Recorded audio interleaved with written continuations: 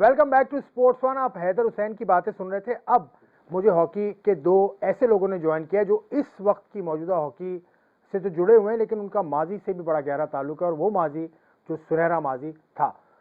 कौन लोग हैं वो? इस वक्त के कोच पाकिस्तान हॉकी टीम के अयाज महमूद साहब। 1984 में पाकिस्तान ने जो आखिरी गोल्ड मेडल जीता ओलंपिक्स में, उसकी ये रुकन थे। इसके अलावा ये हॉकी फैमिली से, इनके वालिद साहब ने 1948 और 1952 के ओलंपिक्स गेम खेले, तो एक hockey run in is blood. और उसके अलावा भी ये हॉकी की मुख्तलिफ पोस्ट पर पहले भी रहे, और अब हमारे साथ इस प्रोग्राम में ये बताएंगे करंट हॉकी ऐसी क्यों है और क्या होना चाहिए। उसके अलावा एक और हॉकी का बहुत बड़ा स्टार मेरे साथ बैठा है, उसका नाम है उमर भुट्टा। 10-12 बरस से हॉकी खेल रहे हैं और इस वक्त पाकिस्तान की हॉकी टीम के कप्तान हैं। इनके पास मेडल्स तो हैं, लेकिन उस कैलिबर का मेडल नहीं है यकीनन जो अयाज महमूद साहब के पास है। लेकिन खैर, उमर भुट्टा इज़ अ फैबुलस प्लेयर और बहुत अच्छे खिलाड़ी हैं। अभी तक इनकी फिजिक भी लीन है, जो 10-12 बरस पहले इन्होंने शुरू किया था, अभी भी वैसे ही हैं। अस्सलाम वालेकुम दोनों हजरात को बहुत बहुत खुशामदीद। वालेकुम सलाम जी, thank you very much Asif भाई। अयाज भाई ठीक हैं आप? खैरियत से? अल्लाह का शुक्र है। पाकिस्तान हॉकी का एक कैंप शुरू हुआ है कराची में। अजलान शाह हॉकी टूर्नामेंट 1 तारीख से शुरू होगा नवंबर की।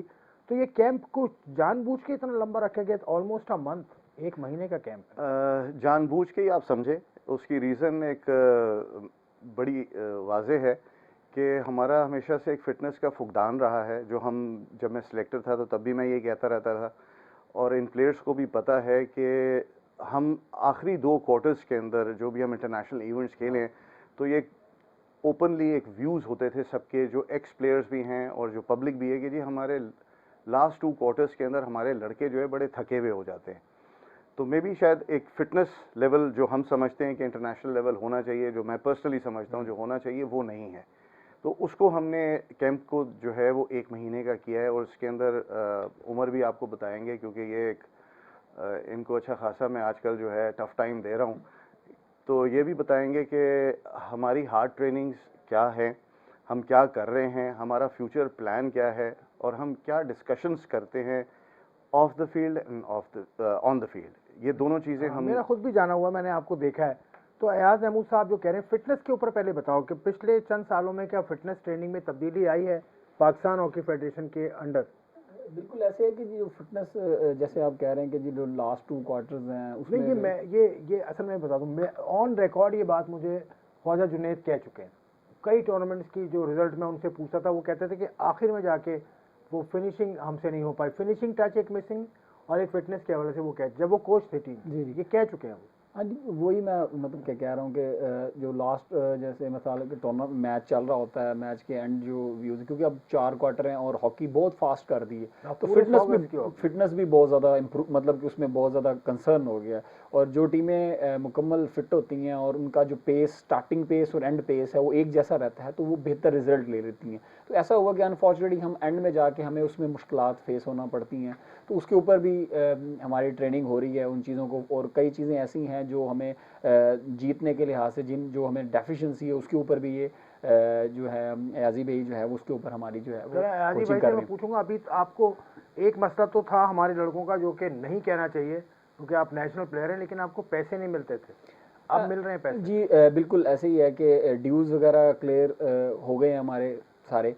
उसकी यही वजह यह है कि जी देखें, पाकिस्तान हॉकी टीम है, नेशनल टीम है, तो मैं समझता हूँ कि उधर जब आप खेलते हैं तो उससे एक्सपेक्टेशन ये है कि आपको फाइनेंशियली इशू नहीं होने चाहिए।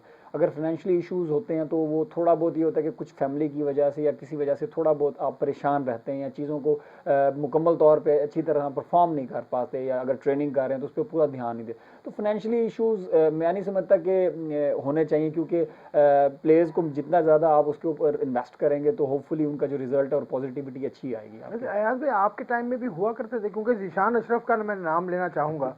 2012 के वर्ल्ड कप में जब पाकिस्तान की टीम 12वें से 12वें नंबर पे आई थी, तो उसने मुझसे ये कहा था कि मैं अपने बच्चे को हॉकी नहीं खिलाऊंगा क्योंकि मेरे पास नौकरी नहीं है। ये चीज़ आप सोच सकते थे कि हॉकी ये फेस करेगी?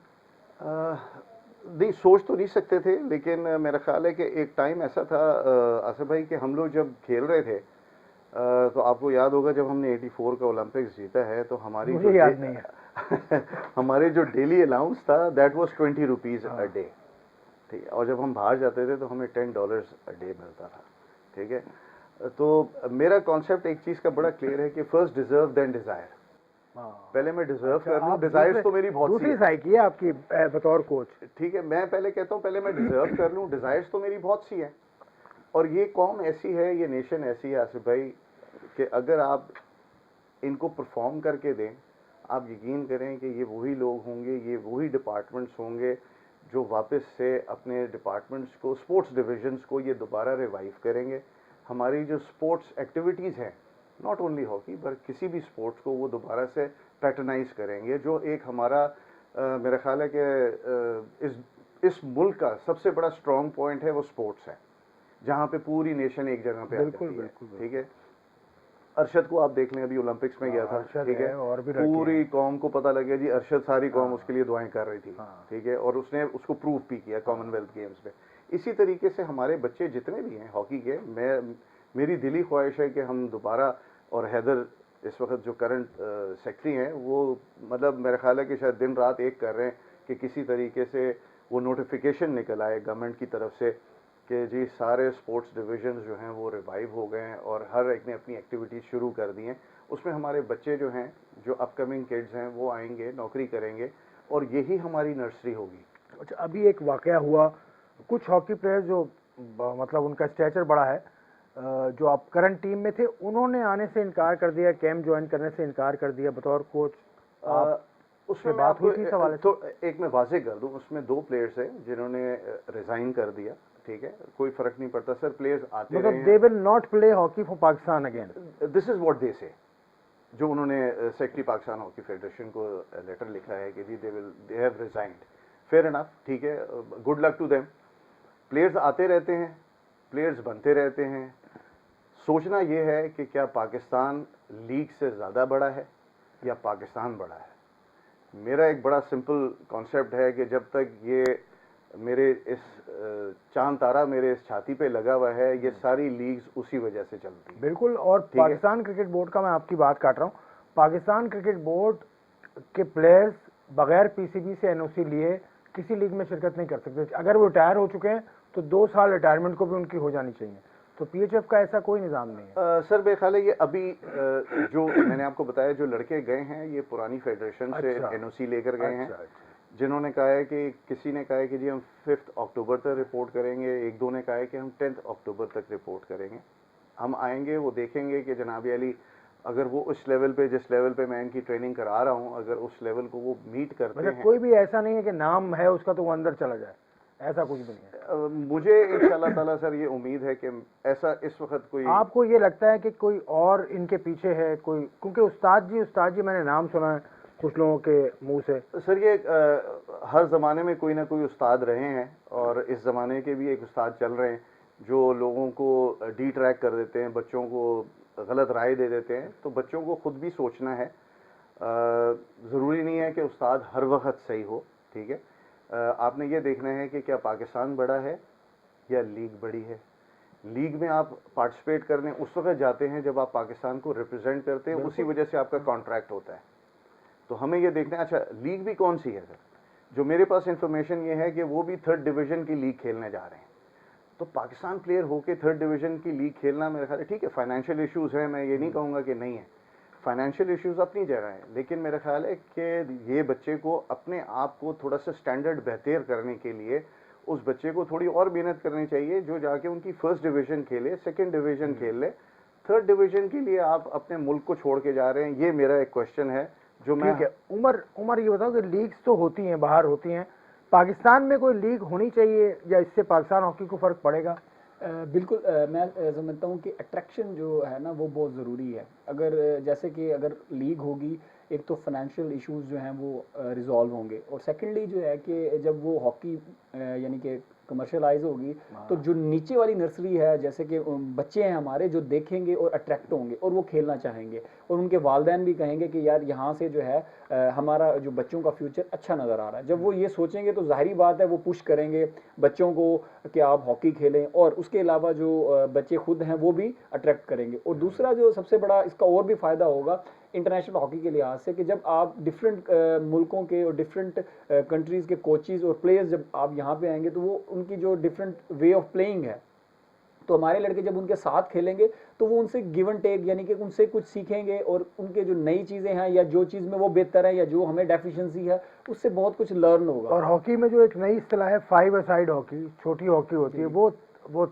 टफ है या वो इजी है? मैं समझता हूँ कि वो तो ऐसे T20 जैसे क्रिकेट में आया तो उसको उन्होंने कोशिश किया कि इस तरफ जाए, लेकिन वो 5 ए साइड का कोई उसमें कोई वो नहीं है कि उसमें कोई कह सकते हैं कोई बस वो तेज़ है सिर्फ इस वजह से। बहरहाल जो असल हॉकी है वो तो पाकिस्तान गया भी था ना अभी 5 साइड खेलने, तो उसमें भी नतीजा कोई नहीं निकला। लेकिन आसिफ बाजवा तो बड़े मुतहर्रिक थे इस हवाले से, वो कहते हैं नेशनल लीग कराऊंगा, उसके बाद फिर एक कुछ प्लान वो कर रहे थे वर्ल्ड कप 5 साइड का, उसमें जाने की तैयारी कर रहे थे वो। तो मेरा ख्याल है कि देखिए, जिसमें आप वर्ल्ड चैंपियन थे, जिसमें आप ओलंपिक चैंपियन थे, जिसमें आप एशियन चैंपियन थे, 4 मरतबा वर्ल्ड चैंपियन, 3 कॉन्सेंट्रेट आपको उस पर करना चाहिए रादर देन कि हम 5 साइड और 7 साइड पे चले जाएं।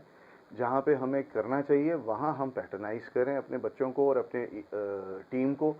स्पॉन्सर्स ढूंढते, सही प्रॉपर स्पॉन्सर्स हो आपके पास, और एक परमानेंट स्पॉन्सर होना चाहिए जो आपके कम से कम 2 से 3 साल का उसके साथ कॉन्ट्रैक्ट हो, जो आपको फंड कर सके, जो आपके टूर्स अरेंज कर सके, जो आपके कैंप्स को जो है पैटर्न अरेंज कर सके, आपके लड़कों को सही डाइट मिले, फिटनेस लेवल बेहतर हो आपका।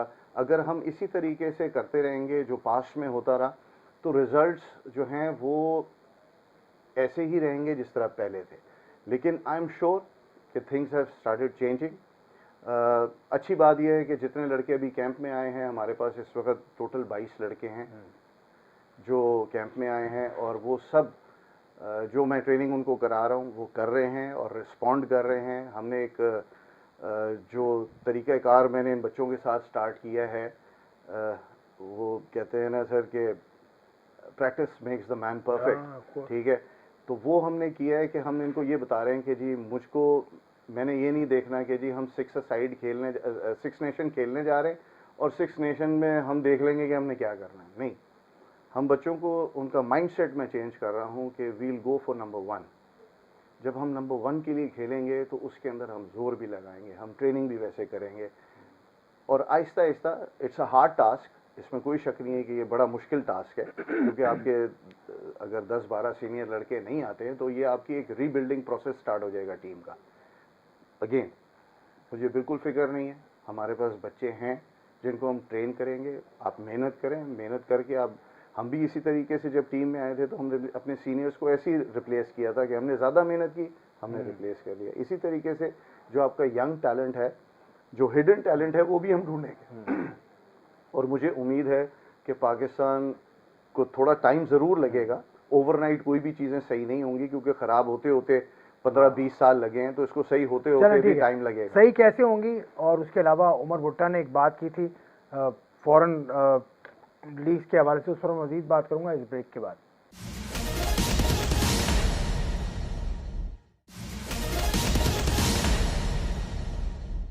खुशामदीद एक बार फिर, आप स्पोर्ट्स फन देख रहे हैं और मैं हॉकी स्टार्स के साथ बैठा हूं। माजी और हाल को हमने मिलाने की कोशिश की है। उमर भुट्टा साहब, आपने एक बात की थी कि गैर मुल्की कोचेस के साथ आप काम करेंगे, लीग्स में प्लेयर्स के साथ आप काम करेंगे तो आपकी ग्रूमिंग अच्छी होगी। आपके अभी गैर मुल्की कोच एक हैं, पहले ऑल्टमैन थे, उनके साथ भी आपने काम किया, ऑल्टमैन चले गए, अब आए हैं सिगफ्राइड एक्मैन, जो कि आ नहीं पाते हैं पाकिस्तान में, आ जाते हैं तो फिर चले जाते हैं, उनका भी मसला है, वो खैर वो आपका मसला नहीं है, लेकिन उनके आने से कुछ तब्दीली आपको फिटनेस रिजीम में मिलती है? देखिए ना कि जब भी फिटनेस रिजीम में या टेक्निकल, मेरा जो कहने का मकसद ये था कि जैसे कि लीग्स में या उसमें ये होता है कि वो साइकी होती है डिफरेंट, यानी कि वे ऑफ प्लेइंग। जैसे कि मिसाल है, अब हॉलैंड की टीम है, उसका एक अपना ही तरीक़ेकार है खेलना, अटैक, और जिस तरीके से फॉर्मेशन से खेलते हैं। इसी तरह बेल्जियम है, जर्मन है या ऑस्ट्रेलिया है, उनका वे ऑफ डिफरेंट है खेलने के तरीके और टैकल करने की चीज़ें।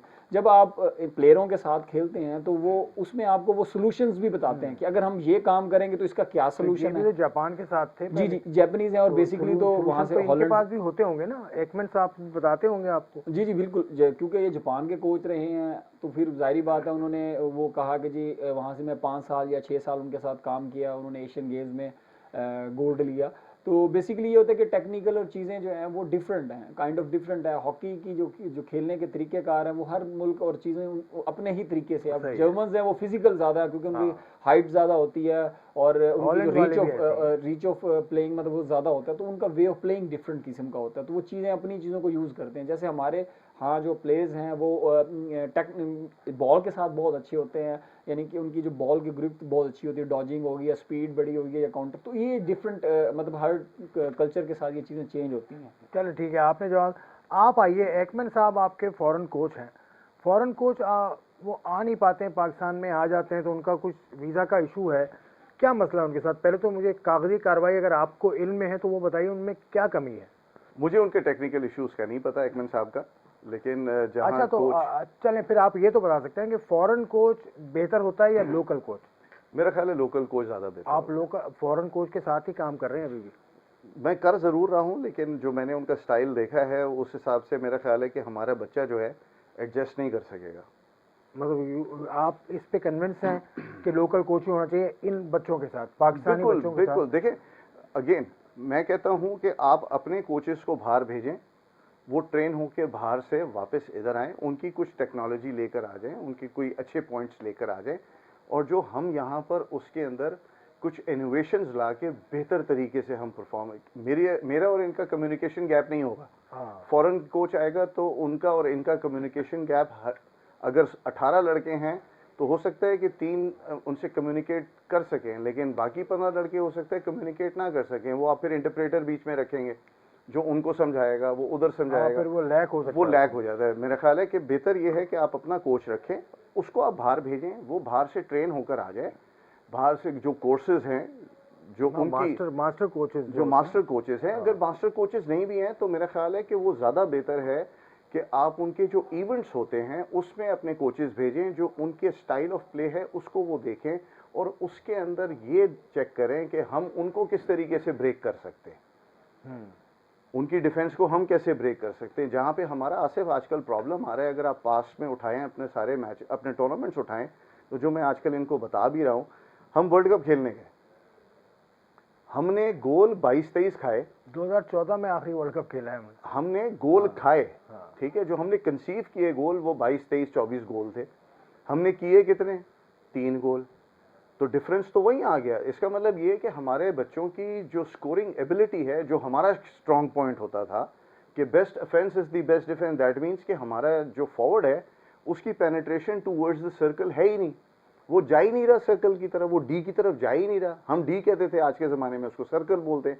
जब वो गोल करने की कोशिश ही नहीं कर रहा, तो जब आप गोल ही नहीं करेंगे तो आप जीतेंगे कैसे? या तो फिर आप शॉर्ट कॉर्नर का वेट करें, शॉर्ट कॉर्नर मिलेगा तो उसमें जो भी, अगर शॉर्ट कॉर्नर अगर आपका कन्वर्ट हो गया, आपने गोल कर लिया तो ठीक है, नहीं हुआ तो ना आपके फॉरवर्ड ने गोल किया, ना आपने गोल। बल्कि जब आप जाते हैं सेफ हॉकी खेलने के लिए, एक नई टर्मिनोलॉजी आई जो पास में हमारे कोचेस और जो फॉरेन कोच अडेप्ट करना चाह रहे हैं हमारी हॉकी को, वो कहते हैं कि आप सेफ हॉकी खेलें। सेफ हॉकी हमारा स्टाइल ऑफ प्ले रहा ही नहीं, बिल्कुल नहीं रहा कभी, और ना हम खेल सकते, ना हम खेल सकते।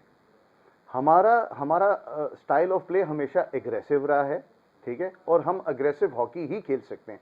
हाँ, उसके अंदर हमने ये देखना है कि हमारे फ्लॉज कहाँ हैं, हम गोल खा क्यों जाते हैं। फॉर एग्जांपल, अगर जिस तरह मैं आज इनको बता रहा था ट्रेनिंग के दौरान, और आज भी इन्होंने यही गलतियां की हैं, इधर हमने गोल किया और विद इन 30 सेकेंड्स हम पे फिर गोल हो गया, तो हम वो जो 30 सेकेंड्स हैं, क्या हम वो रोक नहीं सकते? जो फॉल्ट्स हैं वो हम वीडियोस हमने बनाई हुई हैं कि हमने वो 30 सेकेंड्स, वो 4-5 मिनट जो हैं, वो हमने किस तरीके से ब्लॉक करना है। बहुत ज़्यादा टेक्निकल बात आप कर रहे हैं। आपने पेनल्टी शॉर्ट कॉर्नर का आपने बताया, वो सोहेल अब्बास भी दूर हैं, उसके अलावा गोल कीपर के हवाले से बताया, क्योंकि गोल खा रहे हैं तो सलमान अकबर भी दूर हैं फेडरेशन से। अभी इमरान भट्ट है, बहुत अच्छा है, लेकिन ये सलमान भट्ट, ये सोहेल अब्बास, ये लोग करीब नहीं आ सकते फेडरेशन के? मैं आपको बता देता हूँ, सोहेल अब्बास साहब, मैं एक दिन बैठा हुआ था फेडरेशन में ही, तो ब्रिगेडियर साहब ने बात की सोहेल अब्बास से कि आप आके हमें गाइड करें, हमें सिखाएं, हमारे बच्चों को, नए बच्चों को सिखाएं।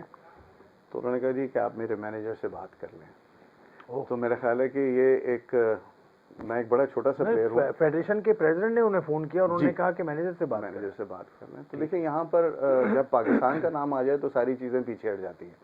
हम भी पैसे नहीं ले रहे, गोरा पैसे लेता है इस काम से। आप पैसे के बगैर काम कर रहे हैं? जी बिल्कुल। गोरा मेरे ख्याल से 9,500 £9,500 ले रहा है, यूरो।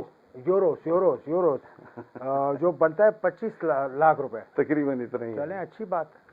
तो हम लोग आप जितने फ्री भी ऑफ अपने कॉस्ट काम कर रहे हैं। हम फ्री ऑफ कॉस्ट काम कर रहे हैं, माशाल्लाह, तो नेशनल कॉज है जी। सलूट है आपको जी। आप भी, अली भी पैसे नहीं ले रहे, मोहम्मद अली नो, और goalkeeping coach none of the coaching panel, none of the coaching panel. यार इनको चंदा वंदा करके कुछ पैसे दीजिएगा आप लोग।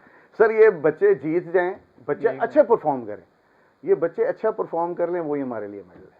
और सोहेल अब्बास के अलावा जो हमारे सलमान अकबर गोलकीपर कोच है, जापान की टीम के कोच हुए हैं आजकल। आसिफ, मैं यहाँ पर एक चीज़ कहूँगा कि देखें, जो हर इंसान अपनी बेहतर लिविंग के लिए ज़रूर कोशिश करता है, ठीक है, और ज़ाहिरी बात है जो इस मुल्क से बाहर गए वो अपनी बेहतर लिविंग्स के लिए ही जाते हैं कि हमें एक अपॉर्चुनिटी मिली है, हम बाहर जाके कर रहे हैं। अगर किसी को इतना शौक है वो वहाँ से अपने सारे कॉन्ट्रैक्ट ख़त्म करें, इधर नहीं, एक दफा उसको बुलाया था हॉकी सर, आके कैंप ज़रूर में। करें, आके ज़रूर करें सर, हम तो चाहते हैं कि आए।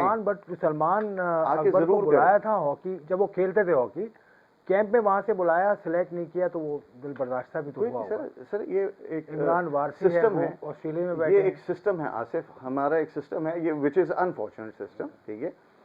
ये प्लेयर्स आते रहते हैं, उनको बिफोर टाइम रिटायर किया जाता है, चले जाते हैं, और उसके बाद मैं हमेशा ये कहता हूँ कि बेशक आप हों या ना हों, हॉकी की प्रायोरिटी होनी चाहिए, पाकिस्तान फ्लैग की प्रायोरिटी होनी चाहिए।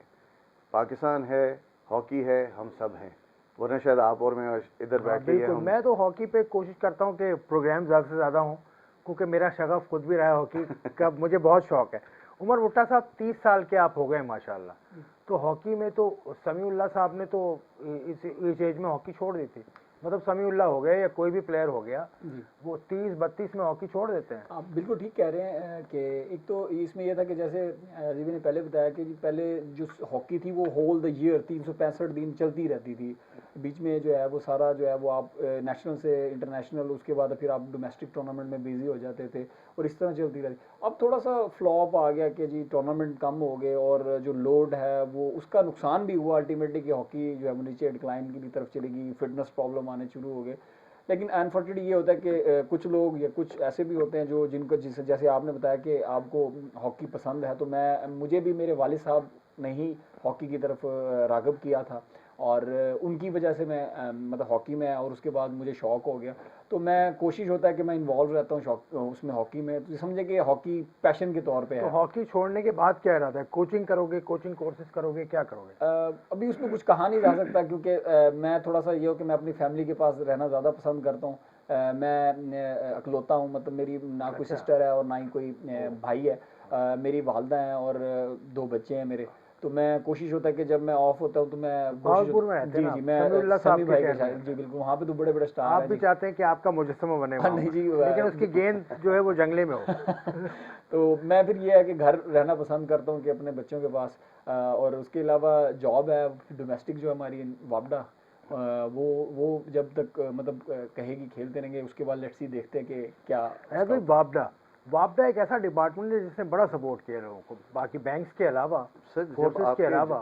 जब आपके जितने भी ऑर्गेनाइजेशंस जो हैं जिन्होंने अपने स्पोर्ट्स डिवीजन को एलिमिनेट कर दिया था, वापडा, ठीक है, एंड आर्मी एक ऐसा था जहाँ पे उन्होंने, और फोर्सेस इनफैक्ट मैं कहूँगा, ठीक है, नेवी, एयरफोर्स, पाक आर्मी एंड वापडा, इन्होंने बंद नहीं किया, इन्होंने अपने स्पोर्ट्समैन को उसी तरीके से जॉब्स पे रखा, और उसी अभी तरीके रिसेंटली से भी जॉब दिए कराटे के बच्चों को। बिल्कुल सर, और यही है एक हेल्दी नेशन की निशानी है ये। जब हम भी खेल रहे थे तो हमें भी जॉब ऐसे ही मिली थी PIA के अंदर, और आप खेलते रहें, आपको मिलती है, जॉब्स मिलती हैं, और फिर जब आप स्पोर्ट्स से हट जाते हैं तो आप फिर अपनी प्रोफेशनल लाइफ में चले जाते हैं। और मेरा ख्याल है कि जितना स्पोर्ट्समैन अच्छे डिसीजंस ले सकता है प्रोफेशनल लाइफ में जाके, कोई दूसरा आदमी नहीं ले सकता। बिल्कुल ठीक कहा। उमर भुट्टा, आखिरी चंद सेकंड है मेरे पास, कौम से क्या कहना चाहोगे? हॉकी देखें, हॉकी को किस तरह से सपोर्ट करें? मैं समझता हूँ कि जो नेशनल गेम है तो कम से कम ये है कि जो नेशनल गेम्स को उसका जो समझे कि नेशनल होना चाहिए, उसकी प्रायोरिटी भी होनी चाहिए। अनफॉर्चुनेटली ठीक है कि हम वो जीत नहीं ला पा रहे, जो चीज़ है कि हम उसमें अचीव नहीं कर पाए, कि हमें अचीव करना पड़ेगा, ज़ाहिरी बात है, उसके बाद हमें जो है वो रिस्पेक्ट या जो भी है, लेकिन एक नेशनल गेम है तो थोड़ा सा उसको एक मेंटेन ज़रूर करना चाहिए। सही है, सही है। उमर भुट्टा, आपका बहुत शुक्रिया। अयाज महमूद साहब, आपका बहुत शुक्रिया। Hockey is a national game of Pakistan, तो we should all support it. ये बात की उमर भुट्टा ने, और अयाज महमूद साहब ने तो काफ़ी बातें की हैं जिन पर गौर करने की ज़रूरत है। उसमें दो बातें मैं यहाँ दोहरा दूँ। एक तो फॉरेन कोच इनके ख्याल में ठीक नहीं है, और दूसरा सुहेल अब्बास साहब ने जो बात की वो भी मुझे बड़ी अजीब सी लगी। बहरहाल इस प्रोग्राम से इजाज़त, खुदा हाफ़िज़।